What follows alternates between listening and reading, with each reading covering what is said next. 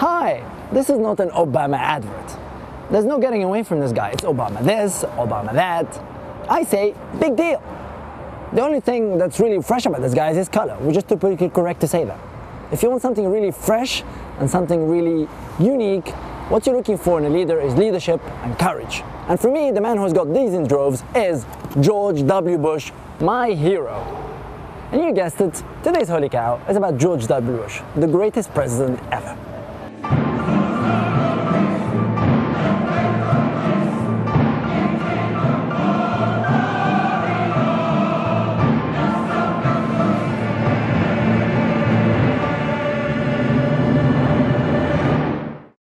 Yeah, of course, we've all gone into Bush bashing one time or another. It's funny to laugh at, but do you really think somebody that thick, supposedly, can make it to the top of the most sophisticated political system in the world?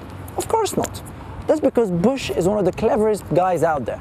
All right, he may not have been a Rhodes Scholar, which is basically nothing more than a way for preppy Americans from good families to sleep with English girls in preparation for the special relationship between the UK and the States. But he has got that kind of intelligence which can make him reach out to his people, read them, and read them well.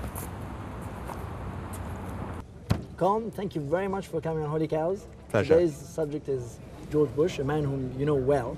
Now, I hope that both of us don't have their life insurance premiums shoot up just because we say we love the guy. Now, he isn't stupid at all, anything but stupid. But why do they call him that? You know the guy. Can you tell us a little bit more about him?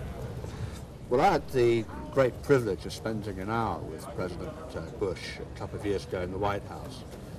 A lot of my friends were joking, you know, Dick Cheney would be there pulling the strings, telling him what to say, but we had, you know, an hour together, man to man, journalist to president, and asked him whatever questions I wanted, and he answered them. And I think what really came across in the course of that interview is that George Bush is very much a conviction politician. He really believes in what he does. He doesn't listen to focus groups. He's not affected by the opinion polls. He does stuff because he believes in it. Now, he might be right, he might be wrong, but I think that is probably the most striking characteristic that comes out of meeting George Bush. Now, can you please focus? Yeah, what do you think about that? Yeah, and you? I give up. The problem with focus groups is that you ultimately end up following the herd. Well, if you look at Bill Clinton didn't get out of bed in the morning unless the focus group told him to. Now, with George Bush, you know, he's a very different kind of guy. You know, he believes in what he's doing. I mean, there is this sort of sense of destiny that's around him.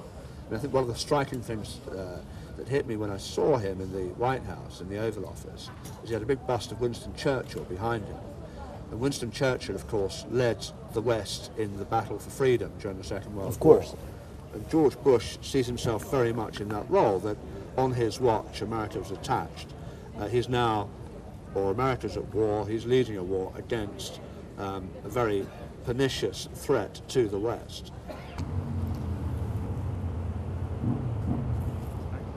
And let's give Bush some credit. I mean, for Pete's sake, anybody with Hussein in their name does not really fare too well into his watch.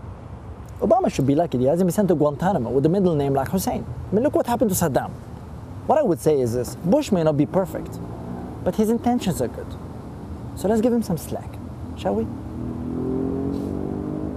In Holy Cows episode 6032 in a few years' time, when we're sitting down, exactly, when we're all sitting there and talking about looking back on the Bush presidency, when we look back, what would we say were his greatest strengths and his greatest weaknesses?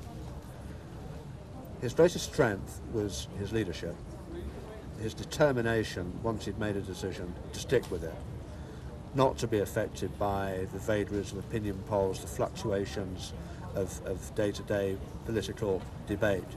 He stuck with it, and he made his mind up that what he had to do, and he did it. I think the biggest weakness was that he made a lot of enemies, and in my view, he made too many enemies when he should probably have been making a lot more friends. So what can we say about President Bush?